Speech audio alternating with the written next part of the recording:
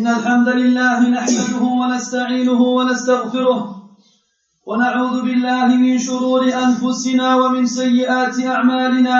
من يهده الله فلا مضل له ومن يضلل فلا هادي له، وأشهد أن لا إله إلا الله وحده لا شريك له، وأشهد أن محمدا عبده ورسوله. يا أيها الذين آمنوا اتقوا الله حق تقاته ولا تموتن إلا وأنتم مسلمون. يا أيها الناس اتقوا ربكم الذي خلقكم من نفس واحدة وخلق منها زوجها وبث منهما رجالا كثيرا ونساء، واتقوا الله الذي تساءلون به والأرحام إن الله كان عليكم رقيبا.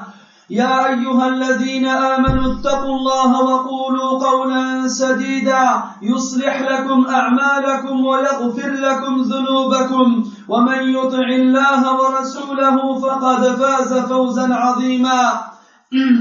أما بعد، فإن أصدق الحديث كتاب الله، وخير الهدي هدي محمد صلى الله عليه وسلم، وشر الأمور محدثاتها، وكل محدثة بدعة، وكل بدعة ضلالة، وكل ضلالة في النار. أما بعد، فيا عباد الله، اتقوا الله سبحانه، واعلموا أن الإسلام قد عني بأمر الصلاة وشدد كل التشديد في طلبها، وقضى بالوجوب في أدائها في بيوت الله مع الجماعة حيث ينادى بهم، وحذر أعظم التحذير من تركها أو التهاون بها، وجعلها عمود الدين ومفتاح الجنة وخير الأعمال وأول ما يحاسب عليه العبد يوم القيامة. وأمر بها جميع الأنبياء والمرسلين وأتباعهم. فهذا إبراهيم الخليل عليه السلام يقول: رب اجعلني مقيم الصلاة ومن ذريتي ربنا وتقبل دعاء. ومدح الله بها إسماعيل عليه السلام بقوله: وكان يأمر أهله بالصلاة والزكاة وكان عند ربه مرضيا. وأمر بها كريمه موسى عليه السلام في ساعات الوحي الأولى بقوله: وأنا اخترتك فاستمع لما يوحى إنني أنا الله لا إله إلا أنا فاعبدني وأقم الصلاة لذكري. وأنطق بها المسيح عيسى ابن مريم عليه السلام في مهده: وأوصاني بالصلاة والزكاة ما دمت حيا. وأمر بها خاتم أنبيائه محمد صلى الله عليه وسلم بقوله: اتل ما أوحي إليك من الكتاب وأقم الصلاة إن الصلاة تنهى عن الفحشاء والمنكر ولذكر الله أكبر والله يعلم ما تصنعون. وبها وصف الله سبحانه عباده المؤمنين في كثير من الآيات. قال سبحانه: والذين هم على صلواتهم يحافظون والذين هم على صلاتهم دائمون. ومن أجل بيان أهميتها أكد لنا سبحانه وتعالى المحافظة عليها في الحضر والسفر والأمن والخوف والسلم والحرب وفي الصحة والمرض، مشاة أو راكبين، حتى بغير ركوع ولا سجود، فإن خفتم فرجالا أو ركبانا. حتى إنه جل شأنه لم يشترط لها استقبال القبلة في حال الضرورة، فقال: ولله المشرق والمغرب فأينما تولوا فثم وجه الله. عباد الله، من أجل هذه المكانة العظيمة السامية الرفيعة العالية، من أجل هذه المكانة العظيمة للصلاة ثاني أركان الإسلام، أنذر الله جل وعلا بالويل والهلاك والضياع كل من يسهو عنها فيضيع وقتها. قال جل وعلا: فويل للمصلين الذين هم عن صلاتهم ساهون. ودمغ بالذم واستحقاق الغي كل من أضاعها، فقال تعالى: فخلف من بعدهم خلف أضاعوا الصلاة واتبعوا الشهوات فسوف يلقون غيا. أما النبي صلى الله عليه وسلم فقد بين لنا أن الصلاة هي الدليل الأول الساطع على التزام عقد الإيمان، وأنها الشعار الفاصل بين الكفر والإسلام. فقال كما في صحيح مسلم عن جابر رضي الله عنه قال صلى الله عليه وسلم: بين الرجل وبين الشرك ترك الصلاة. وفي رواية عند الترمذي عن هريرة رضي الله عنه أن النبي صلى الله عليه وسلم قال: العهد الذي بيننا وبينهم الصلاة، فمن تركها فقد كفر. وفي مسند أحمد عن عبد الله بن عمرو بن العاص رضي الله عنهما أن النبي صلى الله عليه وسلم ذكر الصلاة يوما فقال: من حافظ عليها كانت له نورا وبرهانا ونجاة يوم القيامة، ومن لم يحافظ عليها لم يكن له نور ولا برهان ولا نجاة، وكان يوم القيامة مع قارون وفرعون وهامان وأبي بن خلف. إنها يا عباد الله لمزايا حميدة وصفات عظيمة وفوز كبير. وقد قال العلماء رحمهم الله في توجيه هذا الحديث النبوي الشريف: من شغله ماله عن الصلاة فهو مع قارون، ومن شغله عنها ملكه فهو مع فرعون، ومن شغله عنها رياسته ووزارته فهو مع هامان، ومن شغله عنها تجارته فهو مع أبي بن خلف. عافانا الله من ذلك.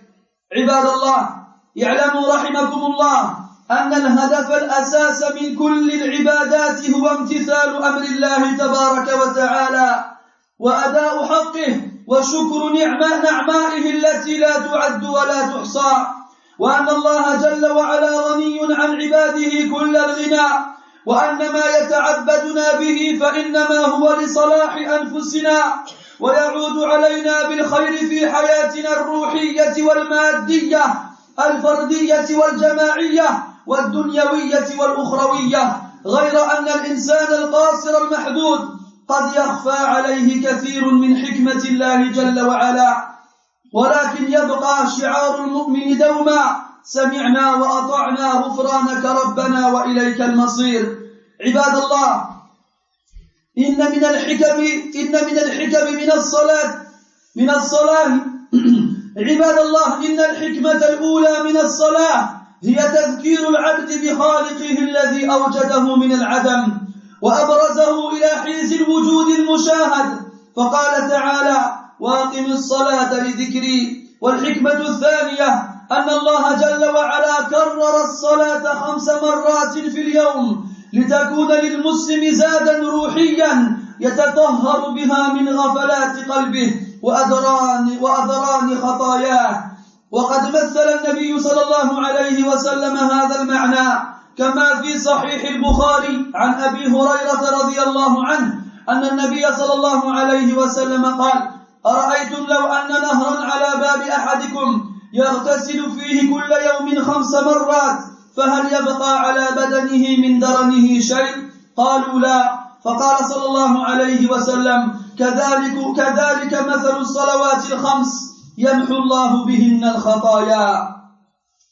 ومن ثمار هذه الفريضة العظيمة أنها تمد المؤمن بقوة كبيرة وهمة عظيمة تقويه على فعل الخير وترك الشر ومجانبة الفحشاء والمنكر، فقال تعالى: وأقم الصلاة إن الصلاة تنهى عن الفحشاء والمنكر.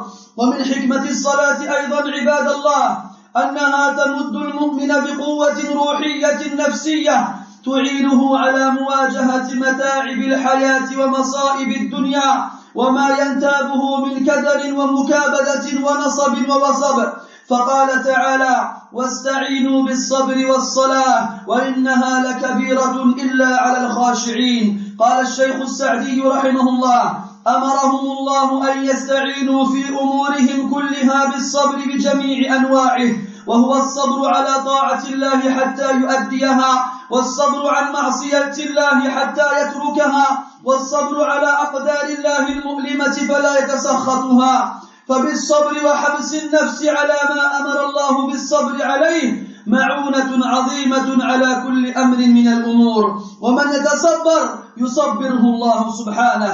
وكذلك الصلاة التي هي ميزان الإيمان وتنهى عن الفحشاء والمنكر يستعان بها على كل أمر من الأمور، وإنها أي الصلاة لكبيرة أي شاقة إلا على الخاشعين، فإنها سهلة عليهم خفيفة، لأن الخشوع وخشية الله ورجاء ما عنده يوجب له فعلها منشرحا صدره لترقبه للثواب وخشيته من العقاب، بخلاف من لم يكن كذلك فإنه لا داعي له يدعوه إليه، وإذا فعلها صارت من أثقل الأشياء عليه. انتهى كلامه رحمه الله. عباد الله، كانت حياة النبي صلى الله عليه وسلم كلها مرتبطة بالصلاة، وكانت أحب الأشياء إليه كما في سنن النسائي وغيره عن أنس بن مالك رضي الله عنه أن النبي صلى الله عليه وسلم قال: حبب إلي النساء والطيب وجعلت قرة عيني في الصلاة. وكان صلى الله عليه وسلم يجد فيها راحته كما في سنن أبي داود عن سالم بن أبي الجعد رضي الله عنه أن النبي صلى الله عليه وسلم قال: يا بلال أقم الصلاة أرحنا بها. وأخرج أحمد وأبو داود عن حذيفة رضي الله عنه أنه قال: كان رسول الله صلى الله عليه وسلم إذا حزبه أمر فزع إلى الصلاة. ومعنى حزبه أي نزل به أمر مهم أو أصابه غم. قال ابن القيم رحمه الله في زاد المعاد: لم يكن صلى الله عليه وسلم يدع صلاة الليل حضرا ولا سفرا، وإذا غلبه نوم أو وجع صلى من النهار 12 ركعة، إلى أن قال رحمه الله: فإذا انضاف ذلك إلى عدد ركعات الفرض والسنن الراتبة التي كان يحافظ عليها جاء مجموع ورده الراتب بالليل والنهار 40 ركعة كان يحافظ عليها دائما، وما زاد على ذلك فغير راتب. فينبغي للعبد أن يواظب على هذا الورد دائما إلى الممات، فما أسرع الإجابة وأعجل فتح الباب لمن يقرعه كل يوم وليلة 40 مرة، والله المستعان. انتهى كلامه رحمه الله. أي نعم عباد الله، كثيرا ما نقرع أبواب هذه الحياة الدنيا ونظن أنه لعلها تفتح لنا، فمنا قارع لباب المال والتجارة، ومنا قارع لباب الجاه والرياسة، ومنا قارع لغيرها من الأبواب في هذه الأرض.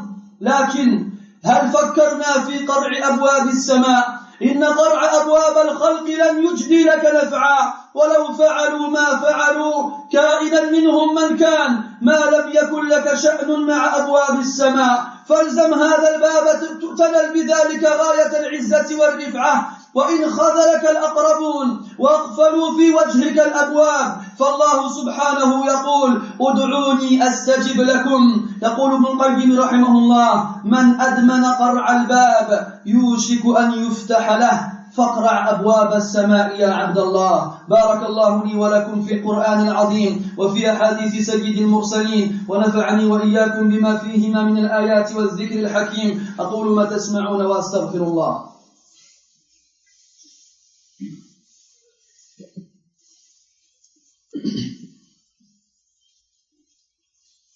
الحمد لله رب العالمين، الحمد لله على إحسانه، والشكر له على توفيقه وامتنانه، وأشهد أن لا إله إلا الله وحده لا شريك له تعظيما لشأنه، وأشهد أن محمدا عبده ورسوله الداعي إلى رضوانه، صلى الله وملائكته والصالحون عليه، كما وحد الله وعرف به ودعا إليه، اللهم وعلى آله وأصحابه أجمعين. وبعد. Mes très chers frères, sachez que l'islam a apporté une importance considérable à l'égard de la prière, et qu'il a énormément incité et ordonné aux gens de l'accomplir, et il a jugé son accomplissement dans les mosquées avec les musulmans comme étant une obligation qui incombait aux musulmans, et il a mis en garde de la façon la plus conséquente contre ceux qui délaissent la prière ou qui sont négligents quant à son application. L'islam a fait de la prière son pilier porteur principal après l'attestation de foi. Il a fait de la prière la clé qui ouvre la porte du paradis. Il a fait de la prière la meilleure des actions. et il a fait de la prière la première chose sur laquelle nous serons interrogés et jugés le jour du jugement. Allah Azza wa Jal a ordonné à tous les prophètes et aux messagers et à ceux qui les ont suivis d'accomplir cette prière. Ibrahim alayhi salam a dit: ô mon Seigneur, fais que moi ainsi que ma descendance faisons partie de ceux qui accomplissent la prière. Ô notre Seigneur, accepte notre invocation. Et Allah subhanahu wa ta'ala fait les éloges de Ismaïl alayhi salam en disant: et certes, il a ordonné aux siens d'accomplir la prière et d'acquitter l'aumône, et il était agréé auprès de son Seigneur. Et Allah subhanahu wa ta'ala a ordonné à son interlocuteur Moussa alayhi salam, dans les premiers moments de la révélation, d'accomplir la prière. Il a dit subhanahu wa ta'ala: et certes, je t'ai choisi, alors écoute ce qui va t'être révélé. Certes, je suis Allah, nulle divinité digne d'être adorée en dehors de moi. Alors adore-moi et accomplis la prière pour mon rappel. Et Allah ta'ala a fait parler Isa alayhi salam dans le verseau. Il lui a fait prononcer ces mots. Et il m'a ordonné d'accomplir la prière et l'aumône tant que je suis vivant. Et Allah subhanahu wa ta'ala a ordonné au sceau des prophètes Muhammad sallallahu alayhi wa sallam la prière et lui a dit: récite ce qui t'a été révélé de la part de ton Seigneur et accomplis la prière, car certes, la prière interdit la personne qui l'accomplit d'approcher la turpitude et le mal. Et le rappel d'Allah est encore plus grand. Et Allah sait très bien ce que vous faites. Et Allah subhanahu wa ta'ala a décrit ses serviteurs pieux dans de nombreux versets, comme quoi ils étaient assidus à l'accomplissement de la prière. Il a dit subhanahu wa ta'ala: وَالَّذِينَ هُمْ عَلَى صَلَوَاتِهِمْ يُحَافِظُونَ. Et ceux qui sont réguliers dans l'accomplissement de leur prière, que ce soit dans le temps ou que ce soit dans la façon de l'accomplir. Et il a dit aussi subhanahu wa ta'ala: وَالَّذِينَ هُمْ عَلَى صَلَاتِهِمْ دَائِمُونَ. Ceux qui la font tout le temps. Tout le temps, ce n'est pas seulement dans le fait de la faire toute sa vie, mais tout le temps le plus possible. Et Allah Azza wa Jal, pour nous montrer à quel point la prière est importante, a appuyé cela en rendant la prière obligatoire dans tous les états possibles et imaginables, que ce soit dans sa résidence ou en voyage, que ce soit dans un cas de paix ou de peur, que ce soit même pendant la bataille ou la guerre, ou même qu'on soit en bonne santé ou malade, qu'on soit à pied ou qu'on soit sur nos montures, même si on est incapable de faire l'inclinaison ou la prosternation, quelle que soit la capacité dans laquelle nous sommes, que nous avons, au état dans lequel nous sommes, on se doit d'accomplir la prière. Allah dans le Coran dit: فَإِنْ خِفْتُمْ فَرِجَالًا أَوْ رُكْبَانًا. Si vous avez peur, alors que ce soit à pied, sur vos pieds ou sur vos montures. Allah subhanahu wa ta'ala, dans les cas particuliers dans lesquels on ne sait pas où se trouve la qibla pour faire la prière, alors Allah nous dit: وَلِلَّهِ الْمَشْرِقُ وَالْمَغْرِبِ. Et à Allah appartient l'Orient et l'Occident. فَأَيْنَمَا تُوَلُّوا. Où que vous soyez, فَثَمَّ وَجْهُ اللَّهِ. Se trouvera le visage d'Allah subhanahu wa ta'ala. Et ça bien sûr c'est dans le cas de la nécessité, lorsqu'on ne sait pas où se trouve la qibla. Si on le sait, il nous est obligatoire de nous diriger vers elle. Mes frères, lorsque l'on voit cela, cette énorme vertu qui est celle de la prière, et ce très haut degré qui est celui de la prière, ce deuxième pilier de l'islam, on comprend pourquoi Allah subhanahu wa ta'ala a averti et mis en garde ceux qui sont négligents quant à son application, ceux qui la laissent passer sans y apporter de l'importance. Il les a mis en garde, il les a avertis du malheur et contre le malheur, contre la perdition et contre l'égarement. Allah dans le Coran dit: malheur à ceux qui prient, ceux qui sont négligents dans l'accomplissement de leur prière. Et Allah subhanahu wa ta'ala a fait un reproche ultime et a dit que méritait la perdition celui qui a gâché la prière. Allah dit dans le Coran: فَخَلَفَ مِنْ بَعْدِهِمْ خَلْفٌ.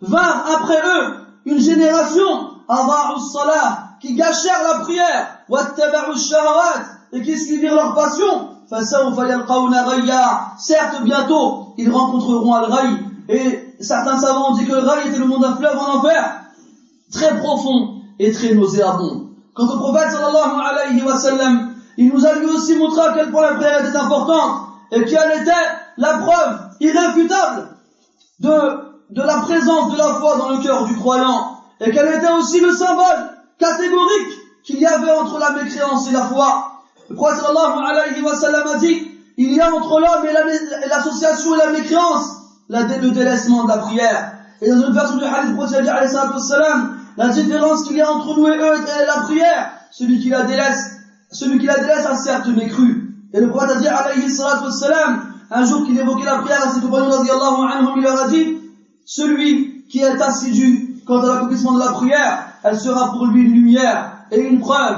et un échappatoire le jour du jugement. Quant à celui qui ne l'accomplit pas régulièrement, quant à celui qui n'est pas assidu quant à son accomplissement, elle ne sera ni pour lui une lumière, ni une preuve, ni un échappatoire, et il sera le jour du jugement avec Qarun, le ministre de Pharaon. Qarun, un homme riche de la tribu de Moussa alayhi salam. Pharaon qui est connu, Haman son ministre, et Ubay ibn Khalaf qui était un commerçant mécois suivant du prophète alayhi salam. D'ailleurs, les savants ont expliqué ce hadith en disant que celui qui a été préoccupé quant à l'accomplissement de la prière à cause de sa fortune, il sera avec Qarun. Quant à celui qui a été préoccupé à cause de son pouvoir, il sera avec Pharaon. Quant à celui qui a été préoccupé à cause de sa fonction et de son rang, il sera avec Haman. Et quant à celui qui a été préoccupé à cause de son commerce, il sera avec Ubay ibn Khalaf. Les frères, sachez que le but principal de chacune des adorations est en premier lieu l'exécution de l'ordre d'Allah subhanahu wa ta'ala.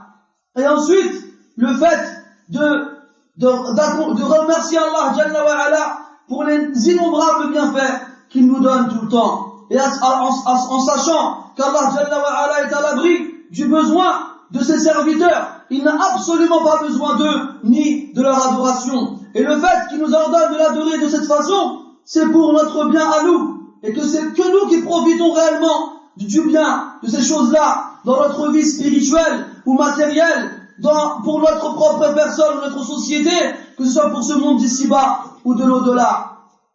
Sauf que l'être humain, à cause de sa réflexion limitée, est incapable de savoir réellement quelles sont toutes les sagesses de la part d'Allah subhanahu wa ta'ala dans l'obligation de cette action-là. Mais le croyant garde toujours comme symbole Sami'na wa ata'na, nous avons entendu et nous obéissons. Ghufranaka rabbana, ô notre Seigneur, ton pardon. Wa ilayka al-masir, et à toi se fera le retour. Sachez mes frères que parmi les sagesses de la prière est qu'elle rappelle au serviteur son créateur, celui qui l'a créé du néant, celui qui l'a fait apparaître dans le monde existant. La prière sert à évoquer son Seigneur, comme Allah a dit à Moussa alayhi salam, wa aqimis salata li dhikri. Autre chose, autre sagesse, j'entends des voix des gens qui parlent.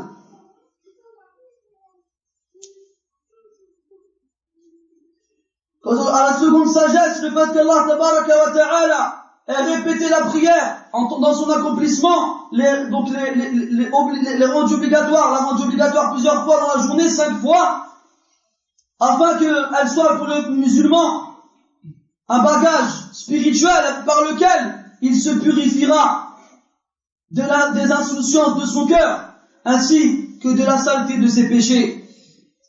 Le prophète sallallahu alayhi wa sallam a donné un exemple concernant cela lorsqu'il dit à ses compagnons radiyallahu anhum, que pensez-vous si un fleuve coulait à la porte de l'un d'entre vous et qu'il s'y laverait 5 fois par jour, est-ce qu'il resterait sur son corps une quelconque salissure? Ils répondirent non. Alors il leur dit alayhi salatu wassalam, il en est ainsi avec la prière. Les 5 prières, Allah efface par elles les péchés. Et sachez que parmi les bénéfices de cette immense adoration, c'est qu'elle donne aux croyants une force et une envie immense qui lui permet d'accomplir le bien et de délaisser le mal et de s'éloigner de ce qui est une turpitude ou une abomination. Comme on l'a dit précédemment dans le verset, et accomplit la prière, car certes, la prière éloigne le croyant, tanha anil fahsha'i wal munkar, interdit la personne qui l'accomplit de faire la turpitude et le mal. Et parmi aussi les sagesses de la prière, est le fait qu'elle donne au croyant une force spirituelle qui lui permet d'affronter les difficultés de ce bas monde et les catastrophes qui le touchent et tout ce qu'il rencontre comme comme malheur, comme fatigue ou comme difficulté. Allah dans le Coran a dit, et cherchez assistance dans la patience et la prière. Et certes, la prière est une énorme chose, sauf pour celui qui se recueille. Cheikh Sa'di rahimahullah dit dans l'explication de ce verset, Allah a ordonné aux croyants de chercher assistance dans toutes leurs affaires, dans la patience de toutes ces différentes catégories, que ce soit la patience ou l'obéissance d'Allah tabaraka wa ta'ala jusqu'à ce qu'il accomplisse, ou la patience à l'encontre de la désobéissance d'Allah ta'ala jusqu'à ce qu'il la délaisse, ou la patience sur les décrets divins douloureux afin de ne pas manifester de la colère lorsqu'il est touché par eux. Et avec la patience sur ce qu'Allah lui a ordonné, il trouve une aide immense dans toutes les affaires qu'il rencontre. Et celui qui patiente, Allah lui accorde la patience. Il en a de même pour la prière, qui est la balance de la foi et qui empêche le croyant de faire le mal et la turpitude. Il cherche refuge en elle, dans chacune de ses actions. Et certes, la prière est difficile, sauf pour ceux qui sont pleins de recueillement. Pour eux, elle est légère. Pour eux, elle est simple. Parce que le recueillement, la crainte d'Allah, l'espoir de ce qu'il a auprès de lui comme récompense pour nous, impose aux croyants de l'accomplir en ayant la poitrine épanouie, sans qu'il n'ait besoin de quelque chose pour le pousser ou le forcer à faire cela, car il attend la récompense de son Seigneur et craint son châtiment. Contrairement à celui qui n'est pas comme cela, et que lui, il ne trouve rien qui le pousse à accomplir la prière, et lorsqu'il l'accomplit, elle fait partie pour lui des choses les plus lourdes sur ses épaules. Mes frères, sachez que le prophète sallallahu alayhi wa sallam, sa vie entière était liée à la prière, et elle faisait partie des choses qu'il aimait le plus, alayhi salatu wa sallam. Il a dit sallallahu alayhi wa sallam, on m'a fait aimer les femmes, ainsi que le parfum, et la prunelle de mes yeux se trouve dans la prière. Et elle faisait aussi partie des choses qui donnaient la quiétude et l'apaisement au prophète sallallahu alayhi wa sallam. Il a dit sallallahu alayhi wa sallam à Bilal, Ya Bilal, fais l'iqama, appelle à la prière, apaise-nous par elle, soulage-nous par elle. Et le prophète a dit alayhi salatu, et Hudhayfa ibn Yaman radiyallahu anhu a dit que le prophète sallallahu alayhi wa sallam, lorsqu'il était touché par une situation difficile, ou bien qu'il était touché par un souci, il se précipitait vers la prière. Il ne pensait pas aux créatures ou bien à quelconque cause de ce bas monde qui puisse lui enlever ce souci, mais le premier réflexe qu'il avait était l'accomplissement de la prière. Ibn al-Qayyim rahimahullah dit dans Zad al-Ma'ad que le prophète sallallahu alayhi wa sallam n'a jamais délaissé la prière de la nuit, qu'il était chez lui ou bien en voyage. Et si jamais un jour il n'a pas pu se réveiller, si jamais une nuit il n'a pas pu se réveiller à cause d'une douleur ou autre, eh bien, dans la journée, il priait 12 raka'ah en compensation de ces 11 raka'ah qu'il n'a pas fait durant la nuit. Jusqu'à ce qu'il a dit, si on rajoute cela, yani les 11 raka'ah qu'il faisait la nuit, plus les 12 raka'ah qu'il faisait le jour, plus les prières obligatoires, on arrive donc à une quarantaine de raka'ah qu'il faisait quotidiennement tous les jours de sa vie, qu'il n'a jamais délaissé. Les 5 prières obligatoires dans lesquelles on compte, 17 raka'ah. Donc les deux de Souk, 3 fois 4 rak'at, al-Dhuhr, al-Asr, al-Isha, plus celle de Maghrib, ça fait 17, auquel on rajoute les 12 de Rawatib, les prières surérogatoires qui accompagnent les prières obligatoires, ça fait 29, auquel on rajoute les 11 de la nuit, ça fait 40. 40 rak'at que le prophète sallallahu alayhi wa sallam faisait quotidiennement toute sa vie et qu'il n'a jamais délaissé, jamais, le jour et la nuit, qu'il soit na'am. Et le prophète alayhi wa sallam donc faisait d'autres prières qui ne comptent pas de cela car elles sont justifiées et légiférées par des causes particulières. Il incombe donc aux croyants, et il est donc fortement recommandé pour le musulman, à son tour lui aussi, d'être quotidien et constant dans l'accomplissement de toutes ces prières, et ce jusqu'à la mort. Car sachez que la réponse du Seigneur est extrêmement rapide, et l'ouverture de la porte est extrêmement rapide pour celui qui frappe à celle-ci chaque jour et nuit, 40 fois. Va frapper la porte de quelqu'un de qui tu attends quelque chose, 40 fois tous les jours et toutes les nuits, et tu verras que tôt ou tard il t'ouvrira, mais lui il t'ouvrira avec une tête de quelqu'un qui est en colère contre toi car tu l'as dérangé, contrairement à Allah subhanahu wa ta'ala qui lui t'accueillera avec cette promesse qu'il t'a faite de répondre à ton invocation. Et nous, regardez notre état, combien de fois on frappe aux différentes portes qu'on trouve ici-bas, et en pensant que peut-être elles vont s'ouvrir à nous. Il y a parmi nous celui qui frappe à la porte de l'argent ou bien du commerce. Il y a parmi nous celui qui frappe à la porte du pouvoir et de la royauté. Et parmi nous d'autres qui frappent aux portes d'autres qui frappent à d'autres portes de ce bas monde. Et mais est-ce qu'on a pensé une seule fois à frapper aux portes du ciel? Frapper aux portes des créatures ne t'apportera aucun profit. Et même s'ils font ce qu'ils font, quel que soit leur rang et leur degré, tant que tu n'as pas un lien particulier avec le Seigneur de l'univers, tant que tu n'as pas habitué ton poignet à frapper à la porte du ciel, rien ni personne ne pourra t'apporter quelque chose. Alors, sois assidu et accroche-toi à cette porte, celle d'Allah subhanahu wa ta'ala, et frappe cette porte-là, et tu verras, tu obtiendras, et tu atteindras ton objectif de la meilleure des façons, même si les gens les plus proches auprès de toi t'abandonnent, et même si tout le monde claque la porte à ton visage.